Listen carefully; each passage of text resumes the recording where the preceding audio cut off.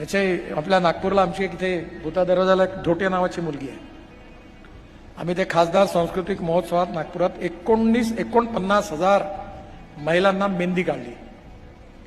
750 मुली होत्या आणि 100 रुपये त्याचा चार्ज होता. 20 रुपये त्यांनी दिले, 80 रुपये आम्ही दिले.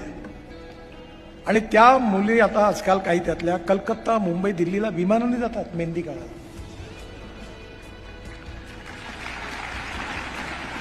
आता मी तुम्हाला प्रश्न विचारत नाही, तुमच्यापैकी या सगळ्या मुली ब्युटी पार्लरमध्ये किती जातात?